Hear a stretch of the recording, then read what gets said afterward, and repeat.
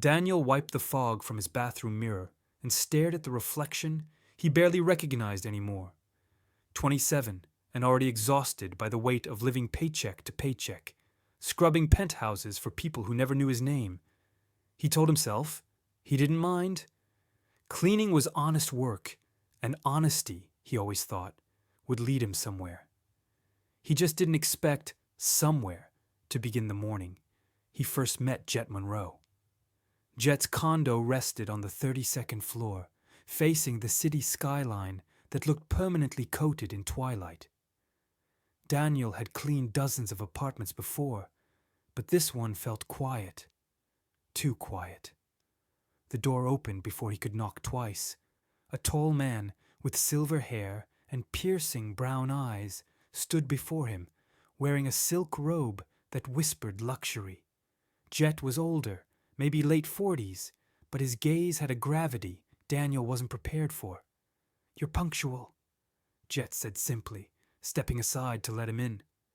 Daniel began his usual tasks, keeping his head down, focusing on mopping immaculate floors and dusting furniture that looked untouched.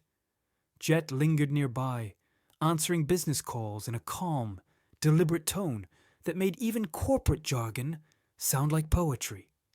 When their eyes met once, something unspoken passed between them. A glint of familiarity, maybe, or curiosity, disguised as courtesy. By the second hour, Jet reappeared with 2 cups of coffee. "You've been working non-stop," he said, placing one on the counter. "Sit for a moment."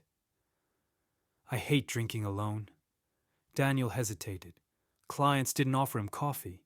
They offered instructions, sometimes complaints. But Jet's tone made refusal feel impolite. He sat, awkward, but intrigued. "So, Daniel," Jet asked, swirling his drink, "what does a man like you dream about when he's not polishing glass?" Daniel tried to laugh it off, but the words hit deeper than they should have. "Dreams don't pay rent," he said quietly. Jet smiled. "True. But they remind us who we are." When Daniel left that evening, the city felt different, colder, but alive. He couldn't shake the sound of Jet's voice or the feeling that the floor beneath him had shifted in some quiet, irreversible way. He didn't know it yet, but that shift had already begun. The second time Daniel came to clean, the air already felt charged. He tried to ignore it. He focused on his checklist, telling himself this was just another client, another shift. Yet Jet's home had a quiet gravity that pulled at him. The faint scent of cedarwood, the distant jazz playing from unseen speakers, the half-read books scattered on a marble table. Everything screamed solitude, but a curated sort, as if Jet had designed his loneliness to look elegant. Jet emerged from his office in a crisp white shirt, sleeves rolled to his elbows. "You're early," he said, half smiling, half studying. "I like that." Daniel nodded, keeping his tone professional. "Traffic was light." He tried to distract himself by polishing the grand mirror in the hallway, but Jet lingered again, close enough for Daniel to feel his presence. "You take this job seriously," Jet said, voice softer now. "Most people your age wouldn't bother." "It's work," Daniel replied. "My mother used to say every floor deserves to shine, even if no one notices." Jet's expression shifted, somewhere between admiration and melancholy. "Your mother sounds wise." "She was," Daniel said quietly.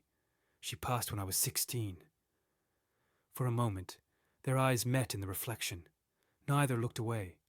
The silence stretched long enough for something to happen, but then Daniel dropped his cloth, forcing a recovery. "Sorry," he muttered. "Clumsy today." Jet didn't move to pick it up. Instead, he asked, almost deliberately, "Do you ever stop apologizing, Daniel?" The words hit harder than expected. Daniel straightened, swallowing thoughts he couldn't voice. He left that day unsettled, his hands trembling slightly as he locked the door behind him. By the following week, Jet's condo appeared again on his schedule.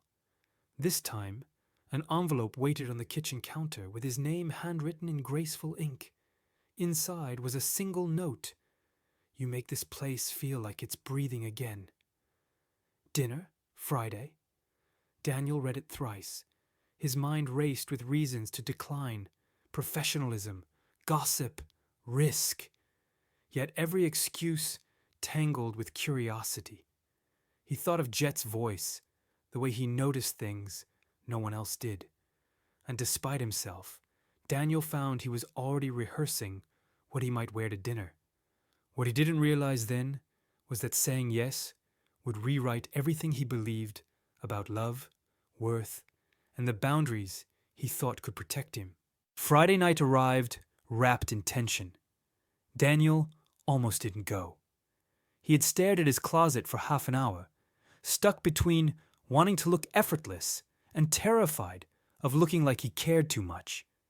In the end, he wore a black shirt, simple but clean, and took the elevator to the 32nd floor with a heart that wouldn't stay steady. When Jet opened the door, the first thing Daniel noticed wasn't the view, but how Jet's eyes softened when he saw him. "Right on time," Jet said. His voice had that same calm warmth that filled the silences between them. The condo was transformed. Candles flickered near the windows, dinner plated perfectly on the long walnut table. "No fancy restaurant tonight. Thought we'd let the skyline do the talking." Daniel smiled nervously. "You didn't have to do all this." "I wanted to," Jet replied simply. "You spend all week taking care of other people's homes. Someone should take care of you for once." It wasn't flirting. It was something deeper, the kind of sincerity Daniel didn't know how to handle. They ate slowly. Jet asked questions that pierced through small talk, about Daniel's dreams, whether he believed people were meant to find each other or just stumble into it by accident. Daniel found himself answering with honesty he hadn't planned to share. After the main course, Jet poured them both wine. The city flickered beneath them like a living pulse. Daniel looked down to avoid Jet's gaze, but Jet didn't let him. "You're tense," he said softly. "You think too much about what the right thing is." "I have to," Daniel said. "If I don't, things fall apart." Jet leaned forward slightly. "Maybe some things need to fall apart before they can start meaning something." The line hung between them. Everything went quiet, except for the hum of traffic below.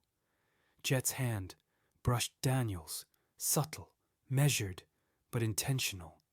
It wasn't a full touch, not yet, but Daniel's breath caught. He didn't pull away. That moment stretched, alive with hesitation and need, until Jet finally whispered, almost to himself, "I shouldn't cross this line." Daniel looked up, his voice barely a murmur. "Then why does it feel wrong not to?" Outside, lightning flashed over the skyline, illuminating them both like a photograph they'd never be able to forget. Daniel didn't sleep that night. The image of Jet's face, lit by lightning and hesitation, lingered behind his closed eyes, like a haunting confession. By morning, the world felt slightly altered. Ordinary routines, coded with an undercurrent he couldn't name. He tried to move through the day as usual, scrubbing, cleaning, folding, pretending. But every surface he polished only reflected his confusion back at him. He had broken no rules, not technically, yet something inside him had undeniably shifted. Every part of him remembered Jet's closeness, the warmth in that brief touch, the softness in his tone, the way he almost leaned closer, but stopped himself, as if afraid of what it would mean to keep going. By Wednesday, Daniel found himself back at the condo, acting as though nothing had happened. Jet greeted him politely, distant but courteous, his words trimmed of warmth. The change stung more than Daniel expected. He worked quietly, waiting for Jet to speak first, yet silence ruled the apartment. Halfway through dusting the library shelves, Daniel finally broke, Did I do something wrong? Jet turned from his desk, startled. Wrong? You've barely looked at me, Daniel said carefully, his voice trembling more than he wanted. Last week, it felt like things were different. And now... Jet ran a hand through his hair, sighing. You didn't do anything wrong, Daniel. I did. I crossed a line I shouldn't have, and I don't trust myself not to again. Daniel swallowed hard. What if I don't want you to stop? The words came out before he could stop them. Jet looked at him for a long moment, eyes searching, as if trying to find a reason to turn away, but failing to locate one strong enough. He walked closer, stopping just short of touching him. You deserve simplicity, Jet said quietly, not complications disguised as affection. Daniel drew in a sharp breath. Maybe I deserve the truth more than simplicity. The silence between them deepened, neither of them brave enough to move, nor foolish enough to speak further. When Daniel finally left, rain was falling, gentle at first, then relentless. He stepped into it like someone crossing into unfamiliar territory, aware that nothing about him was untouched anymore. Inside the condo, Jet stood at the window, watching him disappear. For the first time in years, he felt both loss and longing sharpen into the same unbearable point. A week passed without a single message. Daniel tried to convince himself that silence was closure, that maybe Jet's absence meant peace. He threw himself into work, scrubbing apartments, folding linens, going through the motions with restless precision. But everything around him echoed Jet, his voice, his scent, the memory of how he looked beneath flickering candlelight. The more Daniel tried to erase him, the louder his presence stayed. One night, as he crossed a quiet city block, rain began to fall again, steady, familiar, like the night they tried not to want each other. Without thinking, Daniel found his feet carrying him to Jet's building. He told himself it was a mistake, that he just wanted to return the key Jet had once given him for emergencies. But when the elevator doors slid open to the 32nd floor, his chest already knew the truth. This was no return. It was surrender. Jet opened the door before Daniel could knock. He looked exhausted, wearing no disguise of composure this time. His eyes softened instantly, as though he'd been waiting, though neither wanted to admit it out loud. I shouldn't be here, Daniel said quietly. Then why are you? Jet's voice was calm, but fragile. Daniel stepped closer, raindrops falling from his hair. Because everything feels wrong when I'm not. Jet exhaled like someone giving up a battle he no longer believed in. You have no idea how many times I've tried to convince myself that keeping you away was protecting us both. Then stop convincing yourself, Daniel said. Just be here. Their distance disappeared in a heartbeat. The kiss wasn't planned, not careful or rehearsed. It was the kind that happens once and rewrites a person. It tasted of rain, fear, and every suppressed hope that had been waiting for release. When they finally broke apart, neither spoke for a long moment. Jet's voice came low. You have no idea what I wanted to say that first day. Daniel smiled faintly. Maybe I do now. Outside, dawn began to rise through gray clouds, painting the condo in soft light. The world beyond them would judge, misread, whisper. But in that moment, there was no client and cleaner, no line or label, just two men who had stopped pretending not to need each other. For Daniel, it wasn't the ending of a story. It was finally the beginning of one worth living.